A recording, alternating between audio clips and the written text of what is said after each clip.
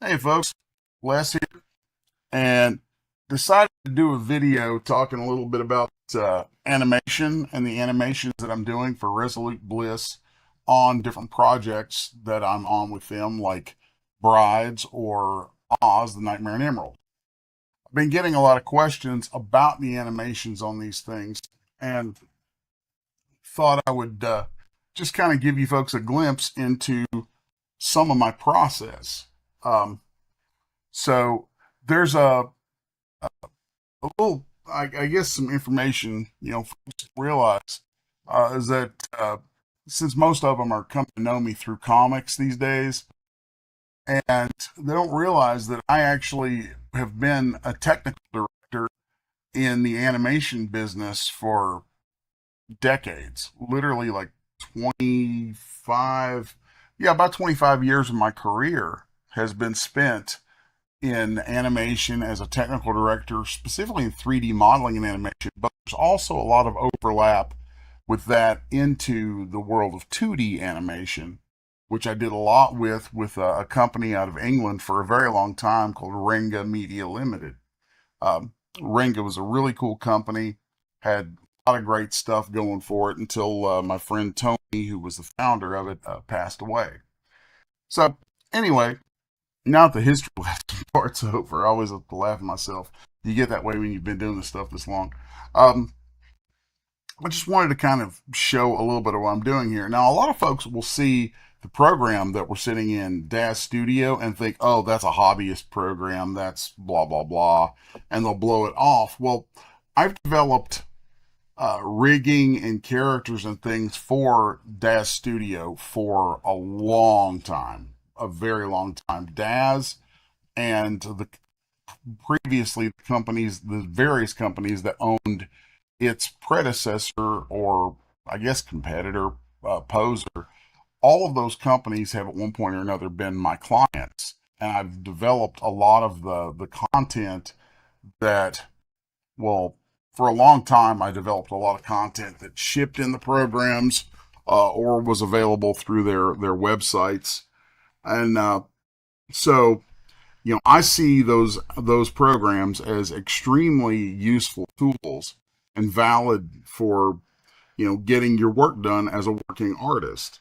Um, so a big difference between what I do with them and what a lot of folks might is there is very little, if any, off the shelf product used in my 3D work.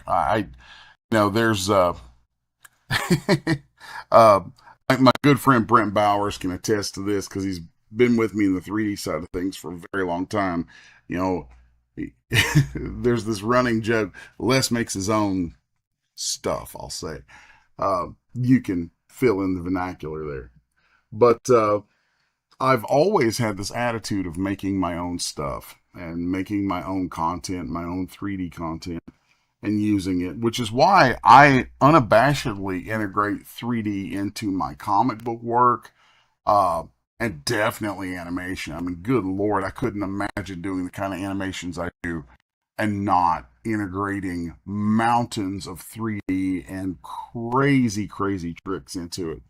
So, anyway, what I have here is a flying monkey who is a obvious part of Oz, and I'm just going to swing around my camera here so you can see I've already animated this little guy, and let's just make some tweaks to this animation because what I've been doing here is creating a little catalog of animated clips of this flying monkey. Now, obviously, he's not a 2D style, but we'll get to that because that's part of what I'm going to do in this video. What I have going on here, though, is this fully rigged character with, all the little doodads and hoo-has to him.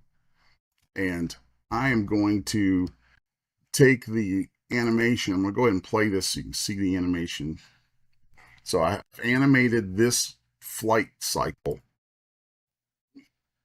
Now I'm going to create a variation on this flight cycle. So here I've saved flight 1, flight 2. So I'm going to use, this is a feature in Dash Studio that I really like called Power Pose. It's very similar to the kinds of custom animator user interfaces that I would develop back in the day inside Maya or 3D Studio Max or Blender, or going way back like Softimage or Alias Wavefront. So these let me select body parts on here.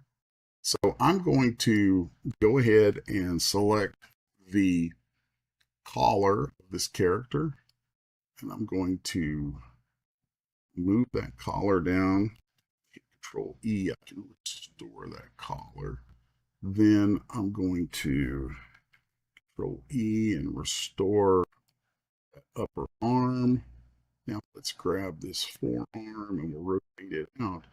Then I'm going to go back to the upper arm. I'm going to hold Control, or excuse me, I'm going to hold Shift and Y, and that's going to bring up my symmetry, which I can then change this from right to left, selected, so it's the selected joint, and it'll go recursively down through its child joints, and there you'll see that apply to the other arm.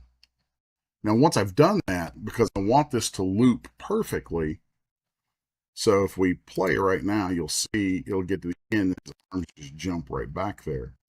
So I'm going to go back to that keyframe here in my timeline, go to a tab called Puppeteer, and you'll see all these little dots that I have in here. Well, all of those dots are memorized poses. So if I click here, I now memorize that pose, and I'll shoot down to my end frame, and when I click that dot, I'm going to apply that pose. So now it's going to loop back around perfectly. The next thing I'm going to do is go to the middle frame where I can see that I have keyframes on the arms. And I'm going to go in here and use Power Pose to make some more changes to the posing of the arms.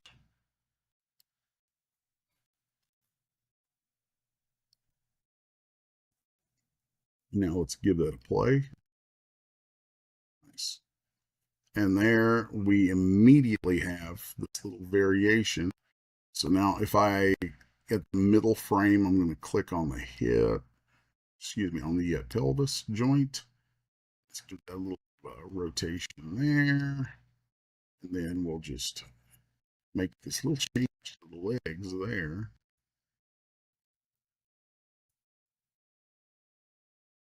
Go.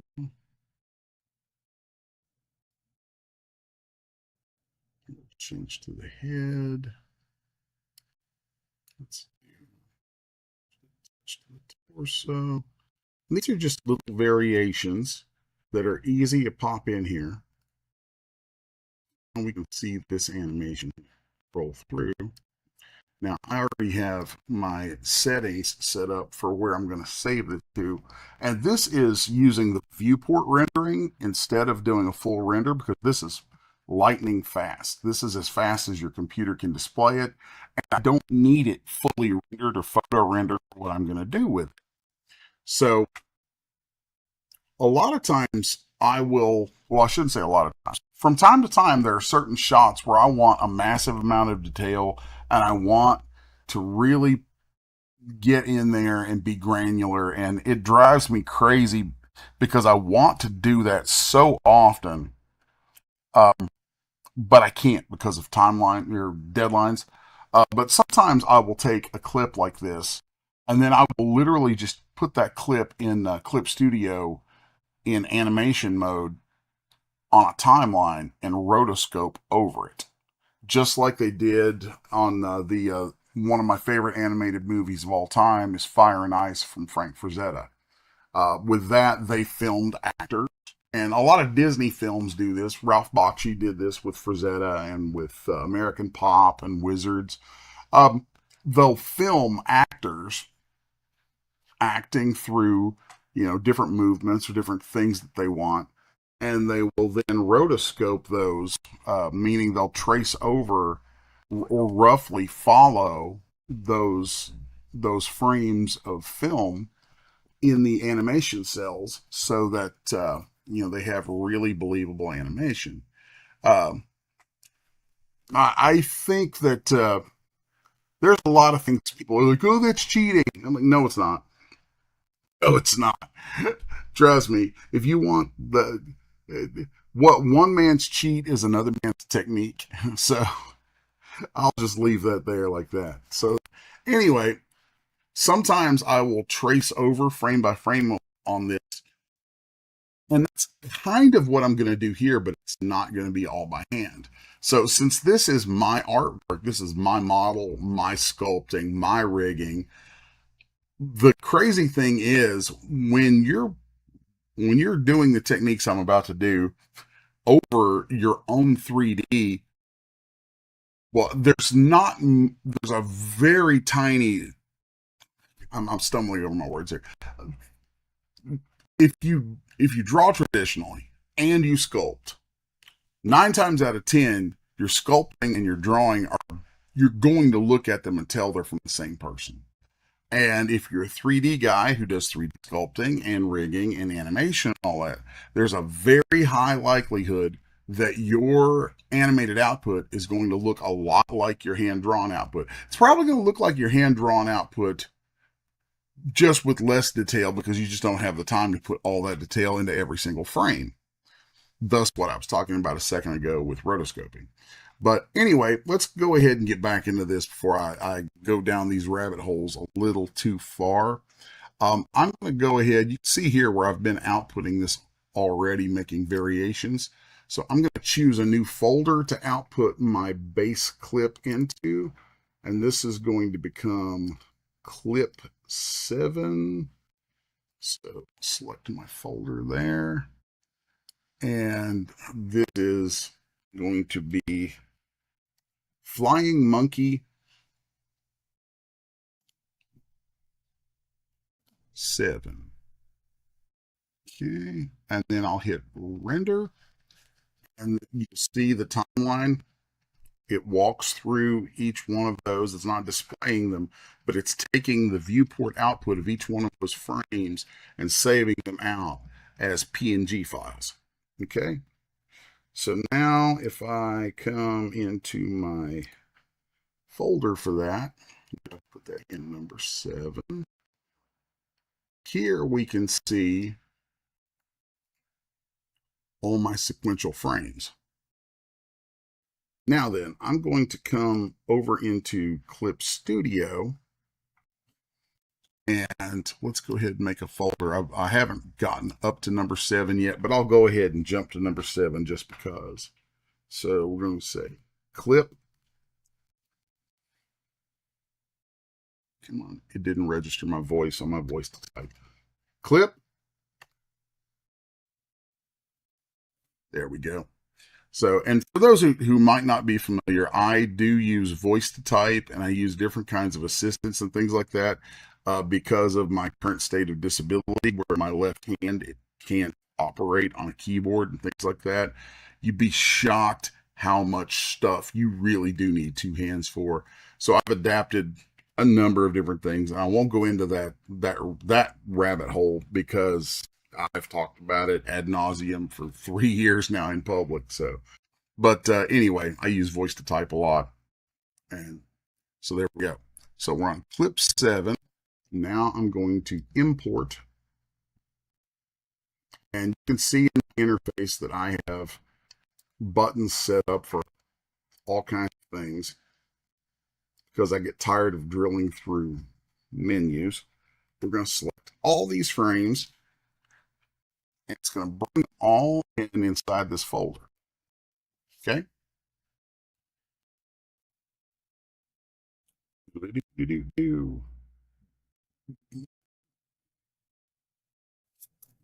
Okay. Once I have these in here, I will click on the first of those layers, then hold Shift, which I do that on a pedal with my right foot, and select the rest of those frames. Now I have a button here for rasterize layer, which you can right click and get to over here. So I'm going to rasterize all those layers. Give that just a moment to catch up. Then I'm going to go click on the top layer that I've brought in, which I'll also do over here in my timeline. You can do it either place. I'll do that here in my timeline, and then I'm going to click this button that says New Animation Folder. Okay. And I'm going to name that Original. Okay. Now I'm going to scroll down, click on the first layer, hold Shift and click on the last layer. We're going to drag these into that animation layer. You'll see they disappeared. And the first time I did this, I totally freaked out. I was like, where'd my stuff go? I see it, but I don't see it. What's going on? So I then come into the animation timeline right here, find its layer, and I'll right click and go to Edit Track and assign multiple cells. And this never stops just feeling like pure magic to me. So now we assign by cell name, and it's going to automatically populate start and end with the names of cells that are in that folder. And then I hit OK. Now we have cells in the folder. Now, I've created this with this kind of chroma green backdrop, knowing that I'm going to remove the backdrop because by the time I'm done, my final output needs to be PNG sequences with transparency. So part of my process here is batch actions, or not batch actions, but actions that I've created that help me do a lot of things. And so in this particular case, I've created a couple of actions that are specific to the repetitious work that I'm doing, prepping all these clips of these flying monkeys. And I will go through the process of that by creating a new action. I'll show you that the first thing I want to do is duplicate this folder so that I have the original and it's not going to get hurt. So we'll go ahead and duplicate that. And I'm going to just hide that one. Let's call this one lines. And I'm numbering everything based on which clip it goes with. So now this animation layer is going to contain our line work. So I'll go ahead and build an action for that. So here in my actions tab, I'm just going to go ahead and accept and delete this. Is just for the sake of demonstration. I create a new action and I'm going to hit the record button. Now you might want to play around a little bit first to kind of get rehearsed with what all you're going to do, because you're going to be recording a bunch of actions. So I'm going to record, and then from here I'm going to go into my quick effects and we'll go to artistic only settings and go thicker. Going to look at shape edges, lighting, like shadows, things like that, and try and 5 lines. It can. So intensity down because I want to leave room for the colors to breathe. And I'm going to turn the simplicity all the way up. Then I will hit OK. And in my timeline, I'm going to hit the button for go to next frame. Okay. Now I'll stop recording. Here we can see what that's given us. We see our entry quick effects. We can see all the stuff that it's telling it to do. And then we see that this says go to next frame. Now from here on the next frame, so there's the results of that one. So let's go back to that frame. And I'm just going to spam the snot out of the button to play this action.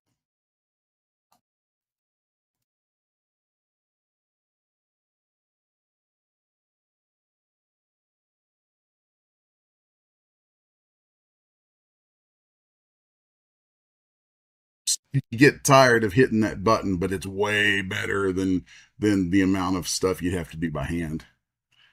So to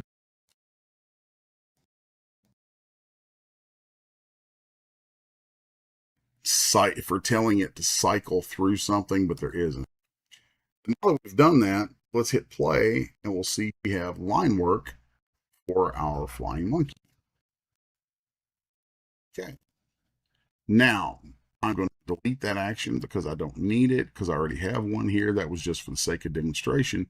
But I also have an action here for color process, which I'm not going to go through showing you how to make that action, because you can figure it out. It's all very customizable, and really it's up to you to take things like this and figure out, not really figure out, but develop a look, and then rehearse how you got that look, and then record the action to get there, and you can do some amazing things with it. So that's my lines layer. So now I'm going to go back to my original in the layers tab. I'm going to duplicate that, double click it, and we're going to call this one colors.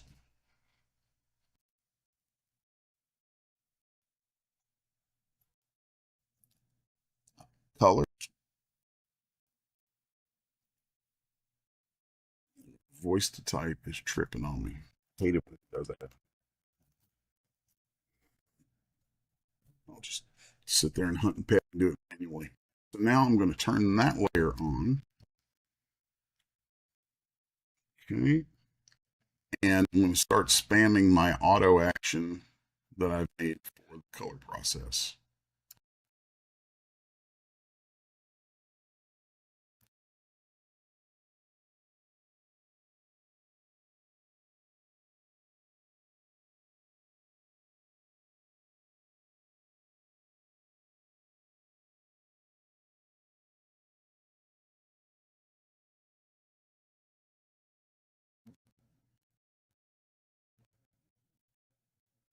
So here in the timeline, you can see where that background's going away.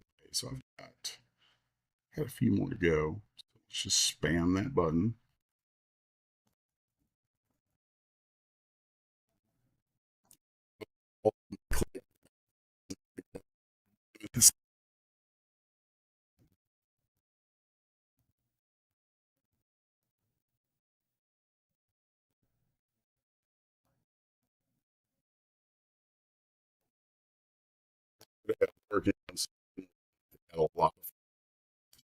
I for a minute chugging on. There we go. So if I turn off my lines layer, now you can see it's flattened these colors out into something that's much more cartoonish, which gives me much closer, to what I want. Now there is another thing that I'm going to do here, which I'm going to pull it from one of my previous layers for the sake of consistency. I have a levels command, a adjustment layer that I will copy and paste here, and so now it's going to brighten that up. But and then I also like to make that a clip layer. It's just a habit, but I think it's a good habit. So what's going on with that? Now you have to be very careful. This is something that is a little clumsy at times. If you click on an animation layer, then you have it selected as if it were any other kind of folder. But if you click over here, you're actually selecting the image layer that's inside that, but it won't necessarily reflect that. So if we open that up and I click on, say, this guy right here, you're going to see here in the layers tab that my selection has jumped to there. So let's come back up, and I don't need that guy in there. Come back up, and I'm going to close that and make sure that I have that folder selected. So the analog to this over in the timeline is if I select right here, then that's going to select that folder. So if you, and the reason I point this out is that if you have a frame inside the folder selected and you go to create an adjustment layer, it will put that adjustment layer inside your animation folder. And you're going to wonder initially why you're not getting anything out of it, because it's stuck there and it's not told to turn on. When you want an adjustment layer to affect an entire animation layer, it needs to sit outside of the folder and above it, and preferably clipped to it so that it only affects what's visible inside the animation layer. So I'm going to click on my colors layer, and just to show you how to create one of those adjustment layers or correction layer. They're called adjustment layers in Photoshop. The correction layers in here, I guess, trying to skirt the copyrights on that, but tomato.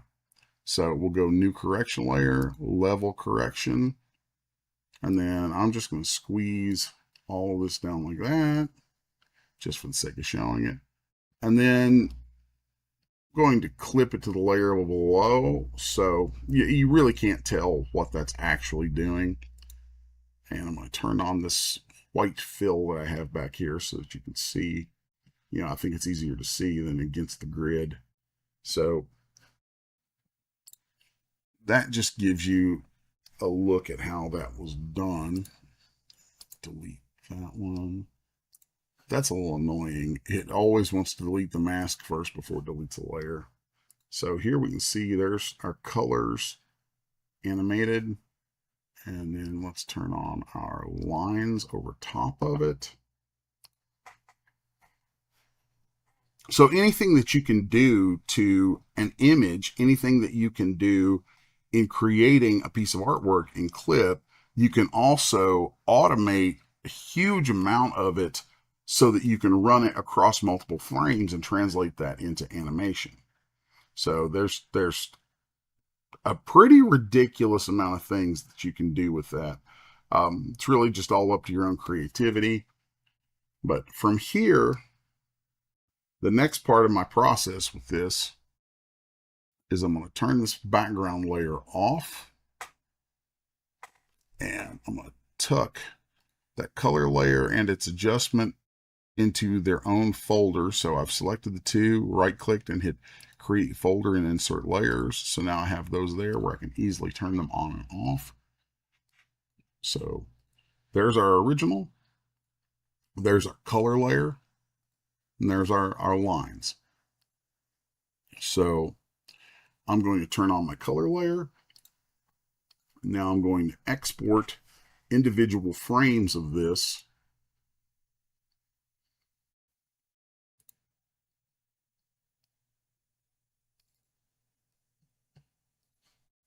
Okay, clip 07 is the folder. So I'm going to say FM clip 7. This is colors. Okay. And now I'll hit OK, and it's going to black frames and save those out as a PNG sequence. And now you'll see they appear right here next to my originals. Now I'm going to turn on my lines layer, and we'll do the same thing again. This is going to be clip 7 dash lines. Okay. Now we have our original sequence, we have our color sequence, and we have our lines.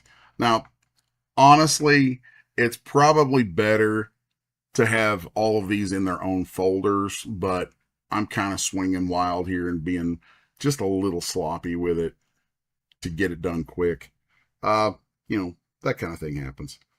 Where we will go next, I'm going to come into DaVinci Resolve, which I'm using the paid version that includes all the bells and whistles from Fusion and studio. So, but I think most of what I'm doing here can be done, oh, pardon me, can be done in the free version.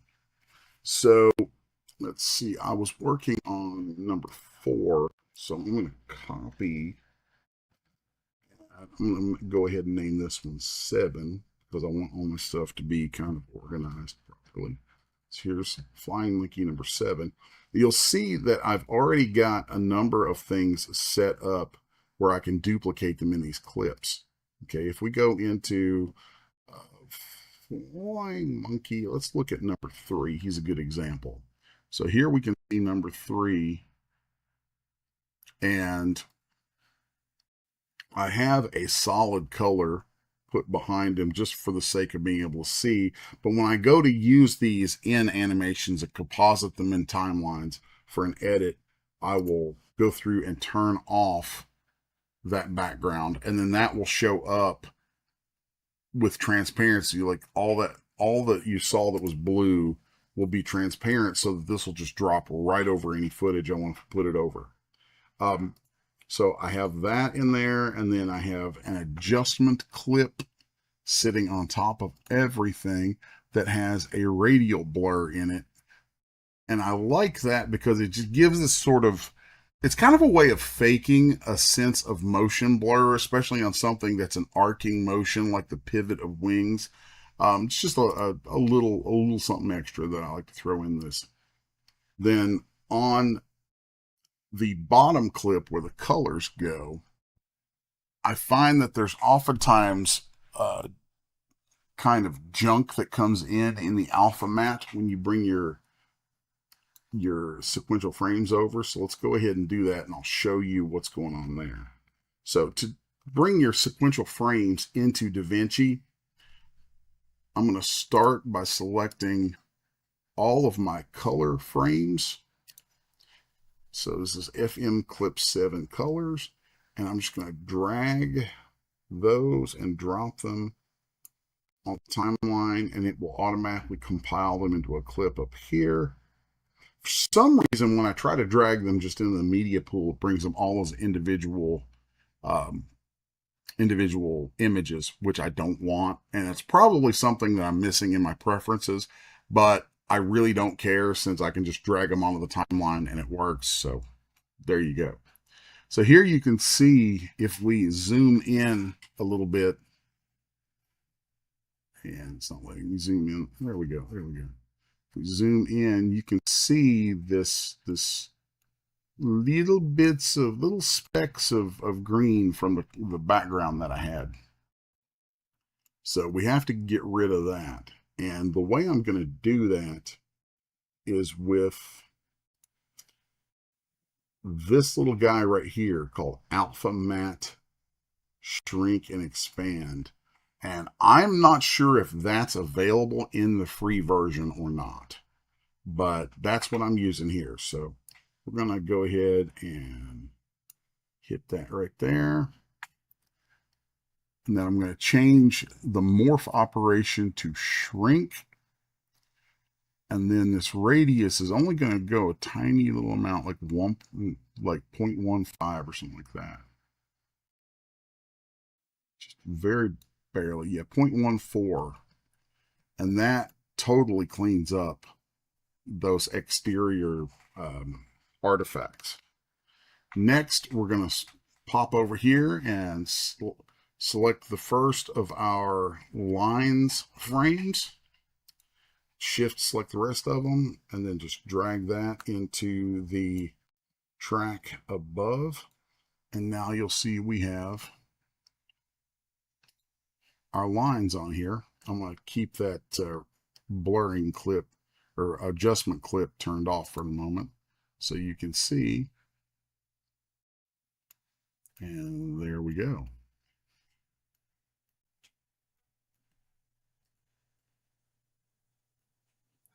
Now let's turn that adjustment clip back on a little bit.